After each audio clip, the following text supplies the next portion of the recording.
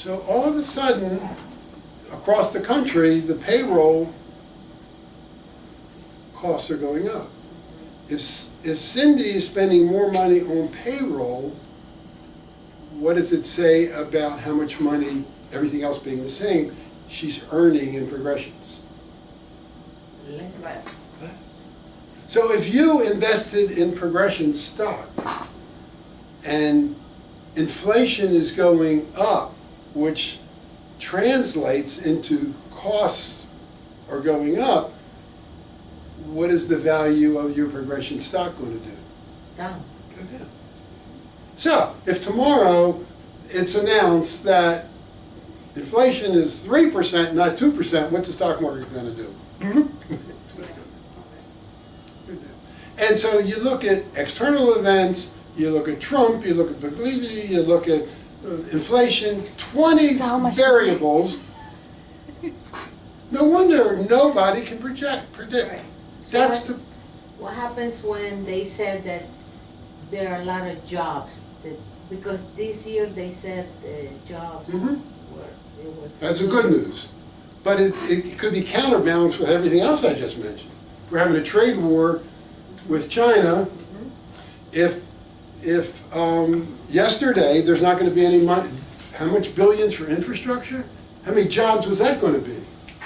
So that's why it's absolutely unpredictable what the market's going to go. Who cares? It goes up and it goes down. The truth is, over time, what's it going to do? Go up, yeah. But let's just talk about one thing I think is interesting, and that is the definition of risk. There isn't any financial advisor you'll ever go to that doesn't ask you what your level. your view of risk is. And you'll say, I want to be very conservative, or I want to be a... And I find that interesting, and personally not very productive. Because nobody asked you, what do you mean by risk? So I asked you now. If I said to you, in fact I did it in the exam, and in the questionnaire, what do you think is the definition of risk? Losing it. All of it? What is the definition of risk? Losing all your money? Or even half. Well, How much are you, how much which are you is it? willing Now, to lose? This is a huge difference between all and half. Uh-huh. You need something? Just looking for Nora. Okay, I don't know where she is. Okay. So I got two suggestions. Losing half your money, losing all of your money. How much are you willing to lose? But what is the if I say to you, what's your risk tolerance for investment, what do I mean? Opportunity. What is it? Opportunity. Percentage? No, Opportunity. to me, it's like an opportunity. Ah. So what is your risk tolerance? Is it? Well, it depends on my age. Yeah. Well, now, today, Yeah. today, right now, today. So basically, I would depend say- on long terms or short term. Notice the confusion. We don't even Right. know. Right. We don't even know what it means, Right. and yet everybody asks that question. When I went into a Schwab guy, not the one you're going to, and I said to him, you know, asking this question about risk makes no sense. Well, I thought he was going to have a heart attack. He said, congratulations, you win. He says, you don't understand what's going on. That's the silliest thing I ever heard. Huh. Well, it's a silly question, because we don't understand what it means, and everybody has their own definition of it. Yeah. So how do you mitigate the stock market going down? You just talked about one of them. I would look in the internet. What's that? I would look in the The internet. news of The what's going news. on in the Well, you world. mitigate it by not having to what? Sell. Right. Oh, okay. Right, right. Done deal. But would you would you pay a person to monitor your stock? Absolutely not. We'll get into that. About how to, no, you can get, no. You remember when we talked about compound interest? And it goes, what does it go? Well, so does expenses. If you're paying 1% for somebody to, that's 1% you're losing every year. the costs are dramatic. And with tools these days, you should be on autopilot, and I'll give you some suggestions in the next couple of weeks how to do that, and just set it and forget it, just like that advertisement, so no, I wouldn't pay. In fact, they're losing money hand over fist. In fact, remember that book I had 2 weeks ago? It told you how to invest? Just buy index funds, which is a composite of all the companies in this country. So you don't care about company A or B or C or up or down, but in general, if you're investing in the right stuff, then you should be okay. So to mitigate risk, you do two things. You have enough cash you're going to sell, and you diversify your portfolio, which means you have some bonds in there which don't have the fluctuation that stocks have. Okay. All right. We'll talk about dividends for a second. A lot of companies, not all, issue dividends. Why would a company issue dividends? So that you would invest. That's exactly right. So you would invest in their stock. Right. Yeah. Plus, they have a lot of cash. And what do they do with the cash? Well, you're the owner of the company, and you have a right to say, hey, let me have some of that cash. Some companies, like AT&T, have been giving dividends since 1920-something. Yeah. And they increase a penny every quarter. I didn't know that. So a penny. Well, it's per stock, but it's been going up and up and up and up and up. Now, as it turns out, you know what the dividend rate, if you bet today buy one share of AT&T stock, you'd be earning 6.2%. Wow. Now, sounds great if you think the stock is going to either stay the same or go up. And what's the AT&T stock been doing lately? Not very much. But if you read an article, that you'll say, well, we think, article, that AT&T in the next couple of years will do well because it's on the right track and they got money and things I don't understand.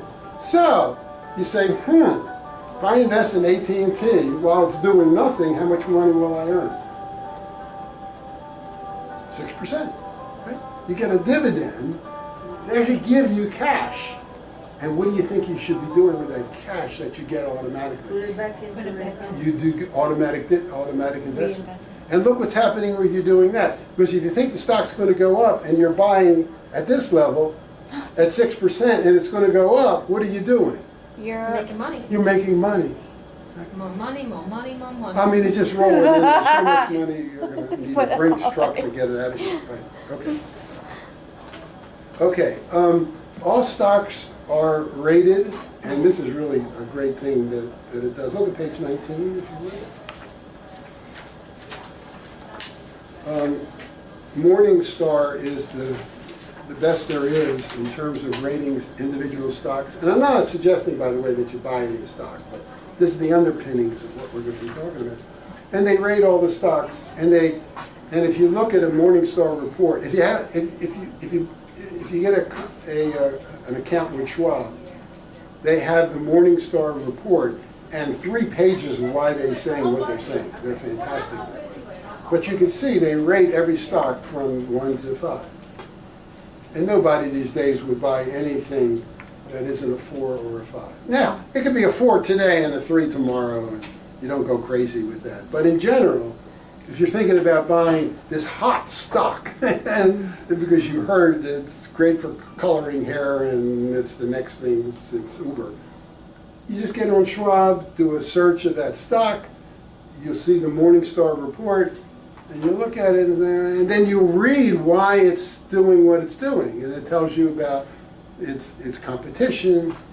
They talk about the word moat. You know what that means? That means how vulnerable is that stock to other competitors? You know, a moat around the castle, you know? Right. So if they have a big moat, that means it's hard for competitors to get in. If they have a little moat, then anybody tomorrow in a store can start it up again. So it's a good way to understand something about stock. Okay, for the next few minutes, let's talk about bonds. Okay. What's a bond? We know what a stock is. You own a part of the company, you may get a dividend, it'll go up and go down. What's a bond?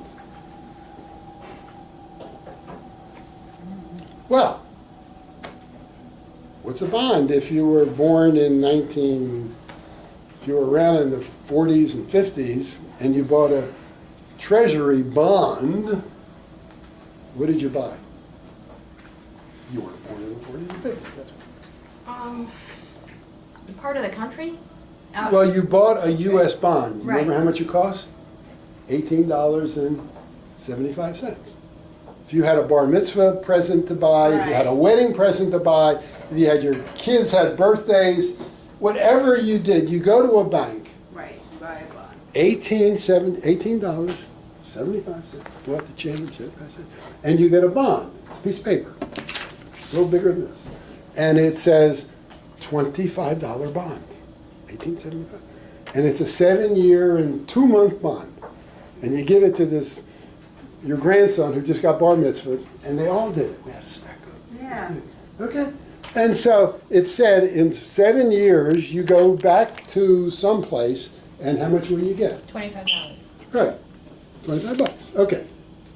Who got your $17.75 or $18.75? It's the person that you bought it. Well, but it was a U.S. government bond. The government. Oh, they government. got it. Yeah, to use your money. So what is a bond? An investment in the country. It's a loan. Okay. But did you make anything? Yeah. $18.75. You got $25. 7 years later, you get They don't $25. sell Oh. them at the bank anymore. No, because So of you got everything $1 a else. year. You go to T-bills. So that's what you got. Okay, I'm like, that's it. It used to be, but you should. But you were young. In my saving, in my Because I used to buy those. camp, as we all buy kids. bonds. And if you looked, shortly after I got married, I looked at my savings. What do you? The place you put in a bank, the place you put all your valuables in a bond. Oh, your safe deposit box. Saved them on the box. I had a stack this big of $25 bonds. Now, if you didn't cash them after 7 years, it kept getting interest. Except so many millions of people had these things, they had finally said, past this date, no more interest, and cash them in and we'll give you money. So you're lending money to the U.S. government. Why does the government want money? For the same reason they want your money for the T-bills. They owe a fortune to you. Okay, so if Cindy's now nationwide, right? She sells stock, but why would Cindy issue a bond? Because she has 7 years to. No, not the 70, we're talking now today. Oh, okay. So we're talking a company now. Why would Cindy want to put out a bond? To have money. To borrow money. Now, she doesn't want to put out more stock, Right. but so she wants to borrow money. So she can't walk into Bank of America and say, hey, can I borrow $40 million because I want to renovate all my stores, you know? You have to pay more at the bank. Well, she couldn't get that much money. She's not going to walk into Bank of America and get $40 million, but she can put out a bond. Now, at what interest rate is Progression's willing to pay? Well, it depends on what else is going on. If people can make 2.3% on a T-bill, and Cindy puts out a bond at 1%, who's going to buy it? Nobody, right? And she also knows that she's not going to pay, she doesn't have to give out 8% interest because that's not what the market is. So it depends on what the market is at the time. So she issues a bond, right? And it's got to be at the right level for people to want to buy it. If it's too high, nobody will buy it. If it's too low, nobody will buy it. If it's too high, then she's giving her money away, right? Right. Okay, so she's got to come to some balance of that. So in your portfolio, you can buy bonds. Now you buy them through mutual funds, so you don't have to worry about it if it's Progressions or somebody else. But bonds don't fluctuate as much as stocks. Right. So now, in the old days, it used to be that stocks and bonds went in different directions. Stocks went up, bonds went down. Stocks went down, bonds went up. And why would that be? Well, if people were losing money in stocks, what would they do with their money? Put it in buy bonds. bonds, Yeah. and the opposite. Except it doesn't work that way anymore. And you'd have to be a PhD in economics to figure out why. But today, and this could change tomorrow, they kind of go, if I showed you together, and if I showed you the chart since 2010 or so, they actually go in sync. But the fluctuation is a lot less in bonds than it is in stock. So it's a way to sleep at night, and you know, if your portfolio is losing 50% in stocks, and if you have half your money in bonds, then you perhaps can sleep a little better at night. Okay, so looking at this thing, what were junk bonds? Junk bond is just a term for a company selling a bond that isn't as good as Apple. It's a lower level of, higher level risk in a lower level company. They're Okay. not junk, it's such a horrible word. It is a Right. funny word. It's a terrible word. But it's, in fact, if you look at page 23. 23, is that what it is? Yeah, yeah, they're high quality, there you go. So what would be a BAA? So there are companies like Moody's who actually rates bonds. Okay. So it's a real company, they're not junk, they got 10,000 employees and they make money, but they're not as solid as the best companies in this country. And what happens if they go bankrupt? What happens with your money? You lose it. You lose it. Yeah. So you want to know what the rating is of the company. Okay. But if you were running a company that isn't rated as good as, say, Apple, then you have to pay more money for it to get people to willing to risk. Right. So as the bond rating goes the wrong way, the interest rate goes, you get more money for your bond. Which is why a treasury bill is only 2.3%, because who's backing the treasury bill? The government. Yeah. Yeah. If you buy a bond from ABC Corporation that's highly speculative, you'll probably make 6 or 7%. But you could lose all your money. Yeah. Do companies go bankrupt? Yes, sometimes. Lydia. But those bonds are short-term, right? No, they could be 10-year bonds, but you can buy and sell them. Okay. That's a good point. No, they're long-term bonds. But suppose you had a bond you want to sell. There's a whole market out there for buying and selling. By the way, you can't do this online. And I don't have any, I've never bought a bond in my life Okay. because it's too complicated. I don't understand it. I gotta call somebody in Schwab. I gotta call the bond person and he has to, I don't know. I don't do it. But I buy bonds through mutual funds. Okay. So I have bonds in my portfolio, but not individual bonds. But suppose, just one last point on this, suppose a company issues a bond at 5% interest, okay? And you own it. So you're getting 5% every year, but then all of a sudden, interest rates go up. And the typical bond now is selling at 6 or 7%. And you want to sell your 5% bond, who's going to buy it? Nobody. Nobody. Exactly. Nobody's good. But the only thing you can do with your bond is to reduce the price of it. So if you pay $10,000 for your bond, maybe you have to sell it for $9,000. All right, let's go. So to buy a bond, you either got to hold it for the long term or hope that the interest rates work in your Right. favor to sort of do that. Okay, homework. After you buy your T-bill, Yeah, here's what I'd like you to do. I'm not gonna go fit. You got it?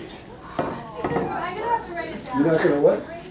I could put $50,000. No, I wouldn't. Not the T-bill.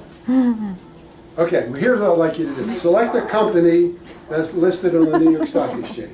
Okay. Select the company It's that's, listed on the New York Stock okay, Exchange. Guess what? McDonald's, AT&T, Apple, GE, Okay. whatever. Okay. And I want you to Google that name, General Electric, and then the word stock quote after that. So I want you to find out what's going on in the stock about whatever company you select. Stock quote, we'll get it. So will lots of other things. So I want to know the latest price of the stock, right? I want to know how much volume they typically have in a day. And it could be in the millions. There could be, typical day in Apple could be 20 million shares get bought and sold every day. So look at it, what the volume. I want the last price, and it'll tell you the last price. The last price is the last, close at 4 o'clock. So it's the last price at 4 o'clock in the New York Stock Exchange that day. Okay. And of course, the volume is the volume I of the day. just, Okay, that's for stock. So I want you to get just an understanding of sort of what the stock is. And by the way, in the in the Harvard thing, one of the interesting things they said, and I think it's right, is they want these kids to start paying attention to their investments. yeah, Spend 5 minutes every day on something. yes. Good thinking. Just look at it and just play around with it and get comfortable with the words and understanding. And if you see a word you don't understand, you can Google it and find it. Okay, Right. second thing for homework is that this is true. The town of Millersville, Maryland, Myersville, Millersville, Maryland, is putting out a bond. Who knew? For public improvement for $1.7 million. Why is Millersville doing this? They need the money. They need the money. They're borrowing money, right? Right. So I'd like you to, and they're now accepting bids. So by the way, if you got 1.7 million, no. I want you to Google Millersville, Maryland bond and see what's there. Just read about it. Now, Yeah. you'll see some arcane words I don't understand, which is why I don't get involved in these bonds. But just I want you to get a feel for what it is for, in this case, a municipal place, not a company, to put out a bond for bids and see what people are willing to. Wow, that's interesting. And by the way, they're the only one, I did a search on Maryland bonds, and at the moment, they're the only ones that's open for bid. Okay, 10 o'clock, that's it for today? Yay, thank you. you. Thank you. You're the man. See you next week. Okay, Thank you so much, Dave. you're welcome. Thank you, Cindy. Okay. Hey, Laura, I think